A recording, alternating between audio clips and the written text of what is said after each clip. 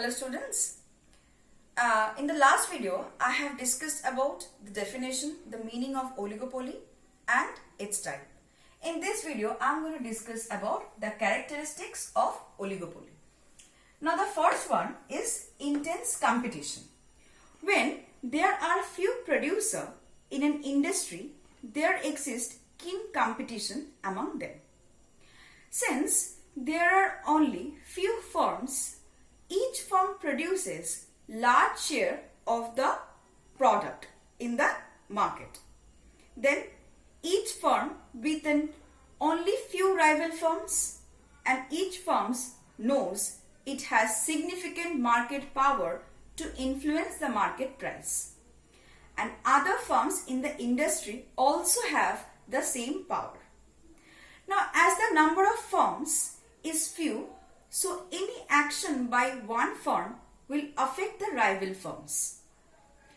So, they prepare an appropriate strategy to deal with the rival firms. Now, this point is a contrast with the monopolistically competitive firm. Why? Because they have many competitors, and a monopoly market, they have no such competitors. Now, next we come to the second point, that is interdependence. Now, this is also an important point. Why? Because we know here, as the number of firms are very small, or rather it's few number of firms are there. So what happened as the number of firms are few? Their decisions are related with one another. How? If one firm reacts, the other firm will definitely must have placed an action. Okay. For an action, there will be a reaction. Now, when there is a change in price of the product, the quantity of the product that will be sold in the market, then this is an action done by one firm. And with this action, what happens? The other firm will definitely react. How will they react? They will also change the quantity, the price and the output. Okay. Now let me give you another example.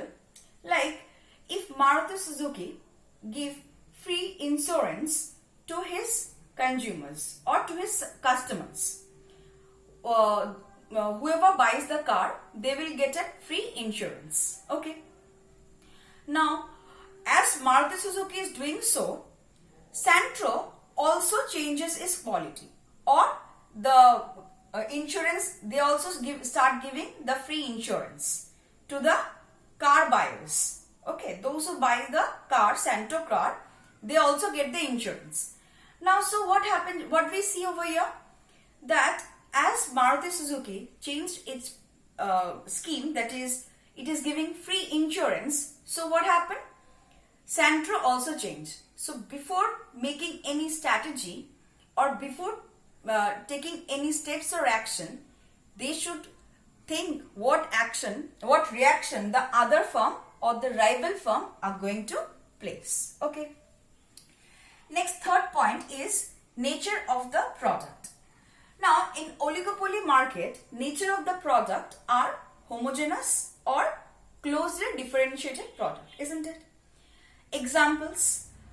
Now students, homogeneous products like cement and steel, and differentiated products like cars, cold drinks, these are the examples. Now this nature of the product I am not explaining because in the last video I have already explained this. You can go through that video once again.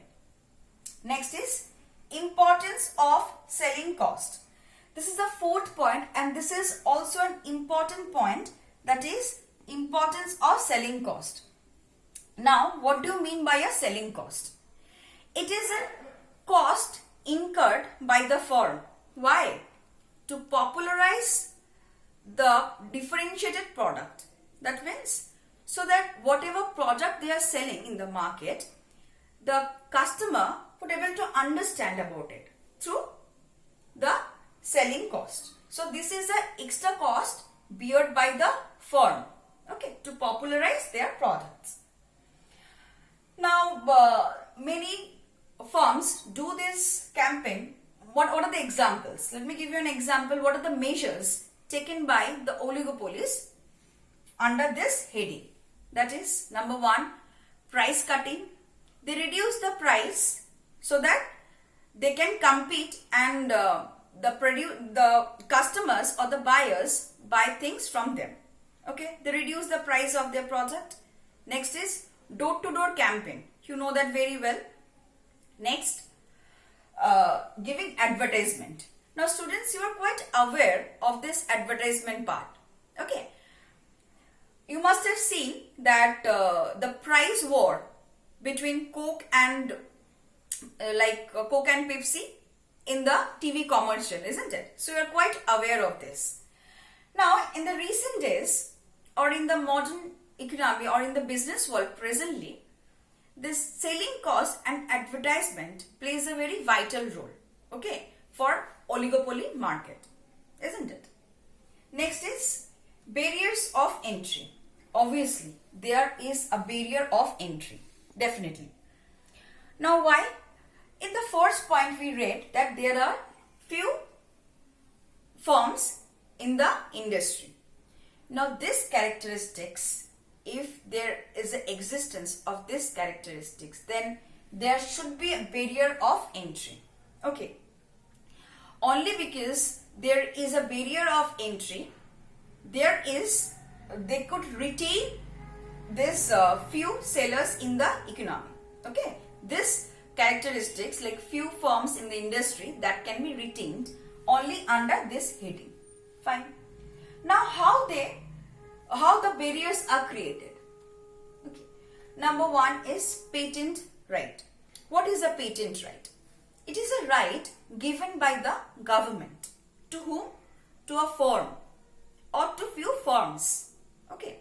Now what that right, why these rights are given? So that the firms could produce and sell that commodity in the market. That means to sell any commodity in the market, that right is important, or that law, that patent right is important. Okay.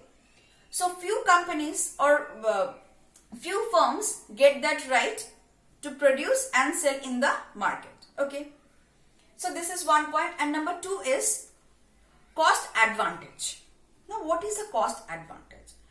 Many old industries that has been there in the market for very long, they obviously experience a cost advantage. This can be another subheading under this. Okay. So today I have explained the topic characteristics of oligopoly market. Under this I have explained intense competition, interdependence, nature of the product. This you can see from video 1.